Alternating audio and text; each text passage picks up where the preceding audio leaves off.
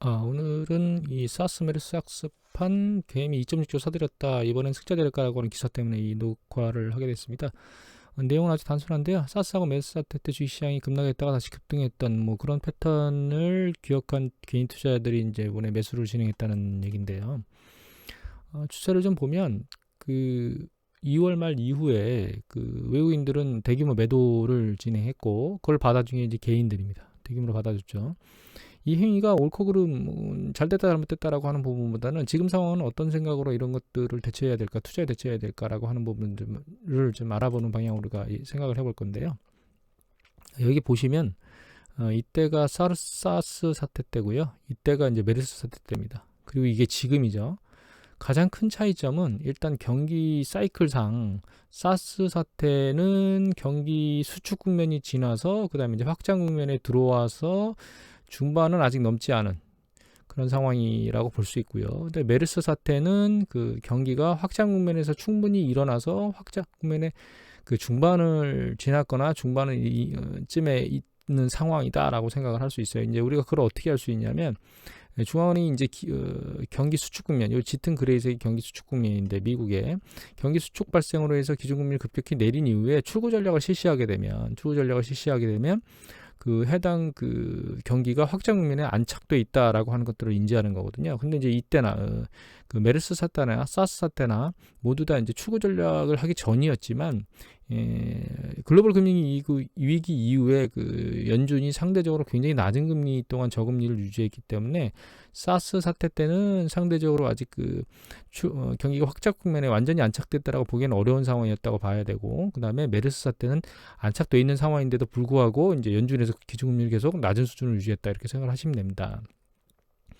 근데 지금은 어떤 상태냐면 잘 보시면 여기 하얀색 부분이 확장 국면이죠. 그러면 기준금리가 이제 내려왔다 추구 전략 이후에 올라가다가 어느 순간에 떨어지게 됩니다.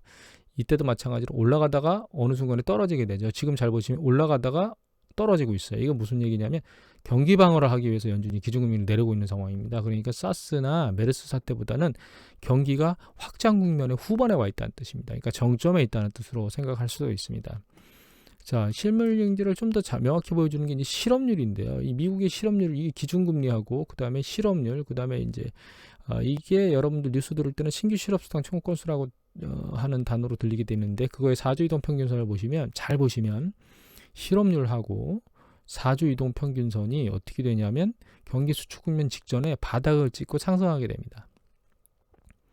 지금 무슨 얘기냐면 지금 현재 시점은 잘 보시면 실업률은 가장 낮은 수준이며 4주 이동 평균선은 60년대 후반 이후에 가장 낮은 수준에 와 있기 때문에 경기가 확장 국면에 상당히 많이 올라와 있는, 즉 정점 부분에 있는 상황이다라고 판단할 수 있어요.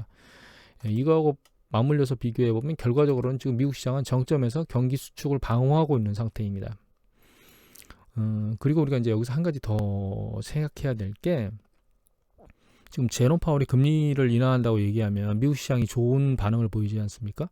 근데 그것이 반드시 그렇지만은 않을 수도 있다는 생각을 하셔야 됩니다. 왜냐하면 여기 이제 미국의 기준금리 동향을 이렇게 쭉 보시면 경기 수축 국면에 기준금리가 내려가게 돼 있어요. 반복적으로.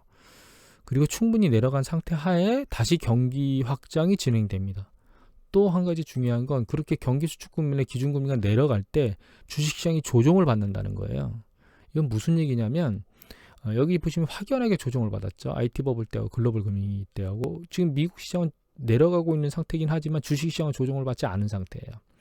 이건 뭘 의미하냐면 지금 현재 제롬 파월이 일단 먼저 알아야 될 게 제롬 파월이 기준금리를 내리는 것이 주식시장에 항상 좋은 역할을 하는 것만은 아닐 수도 있다는 걸 먼저 아셔야 됩니다. 즉 지금은 제롬 파월이 기준금리를 내리는 게 시장에 좋은 영향을 미치도록 작용을 하고 있는데 어느 순간에 그것이 제가 생각하고 있는 것처럼 기준금리 이렇게 내린다는 것은 경기가 수축된다라고 하는 신호다라고 하는 걸로 투심이 바뀌게 되면 주식시장이 과거처럼 갑자기 급격히 하락할 수 있는 현상이 발생할 수 있어요. 또 한 가지 위험성은 지금 사실 미국의 주식시장이 너무 많이 올라와 있는 상태입니다. 그래서 고평가되어 있다는 논란은 이미 오래전 2, 3년 전부터 거론됐던 얘기이기 때문에 미국의 주식시장이 급격하게 하락할 수 있는 가능성은 언제든지 내포하고 있는 상태입니다. 사실 한 가지 더 중요한 점은 과거의 경우에는 기준금리가 글로벌 금융위기 이전만 하더라도 5.25%에 있었어요. 근데 현재 미국의 기준금리 1.75입니다. 20위는 제로금리에 가 있고요. 일본은 기준금리를 아예 포기하고 기준금리가 제로금리로 가 있는 상태이기 때문에 단기 채권 수익률하고 단기 국채하고 장기 국채의 목표 수익률을 타겟으로 하고 있어요. 이렇게 사실 기준금리들이 굉장히 낮은 수준이기 때문에 경기 수축이 이제 급격히 발생하면 그거를 부양해 줄 충분한 여력이 없는 상태예요. 그리고 글로벌 금융위기 때 같은 경우에는 미국이 0.25에서 제로금리 거의 제로금리까지 내린 상태 하에서 이곳으로 부족해서 사실 QE1하고 QE2하고 QE3를 진행했습니다. 이건 뭐냐면 양적 완화를 했다는 거죠. 자금을 직접적으로 시장에다가 돈을 찍어서 살포를 했어요. 이거는 이제 미국뿐만 아니라 여기 보시면 이제 연두색이 일본이고 그다음에 이제 빨간색이 20인데 전부 다 대규모로 자금 살포를 했습니다. 물론 중국도 마찬가지입니다. 중요한 건 글로벌이 정상화가 됐다면 이 자금들을 다시 일정 수준 회수해야 되거든요. 그런데 지금 회수를 하는 데가 없습니다. 중국하고 일본하고 유럽 같은 경우는 아예 회수 작업 자체를 진행하지 못했고요. 미국 같은 경우는 회수 작업을 진행하다가 작년 8월 이후에 다시 매수 작업으로 전환된 상태입니다.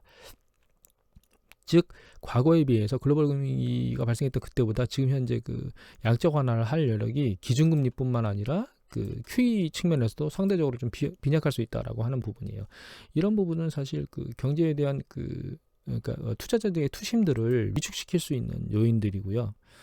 또 한 가지 지금의 코로나 사태가 과거하고 다른 거는 지금 아직 성숙되지 않은 시점에 와 있는 상태인 것처럼 기사들이 나오고 있고 우리나라나 중국, 이탈리아, 그다음에 이란과 같은 것들이 이제 일어나고 있는데 이것들이 그 전파력이 강력하고 그다음에 무증사 전파자들도 있기 때문에 다른 국가들도 이런 경험을 하게 될 것이다라고 하는 예상들이 많다는 점입니다. 이런 점들을 놓고 보면 단순히 일단 과거에 이제 예를 들면 사스 사태, 그다음에 메르스 사태 이후에도 추세적으로 주식시장이 계속 상승해졌거든요. 그런데 지금은 그렇지 않을 수도 있다라고 하는, 그러니까 안일하게 과거하고 다르게 과거에도 한번 잠깐 내려갔다가 추세적으로 올라갔어 이렇게 지금은 생각해야 될 시기가 아닌 것 같고요. 두 번째는 만약에 미국의 투심이 급격하게 바뀌게 된다면 주식시장이 경기 수축과 맞물려서 급격히 하락할 수 있는 가능성이 있다라는 하는 것들을 인지하고 계셔야 된다는 거예요. 따라서 제 개인적인 의견으로는 일단 방망이는 짧게 잡으셔야 될 것 같고, 그 다음에 이제 연준이나 이런 쪽에서 기준금리 동향을 발표했을 때, 기준금리 인하를 발표했을 때 투자 시장이 그거를 떠받치지 못하는 심리적인 상황으로 전환될 때는 상당히 위험할 수도 있다라고 하는 것. 그 다음에 미국이 우리나라처럼 점점 코로나에 대한 사태가 강화되는 측면으로 전환되고 있는 상황들이 보이면 상당히 위험해질 수 있다라고 하는 부분들을 잘 모니터링하면서 투자를 하셔야 될 것 같습니다. 자, 오늘은 이것으로 마치도록 하겠습니다. 감사합니다.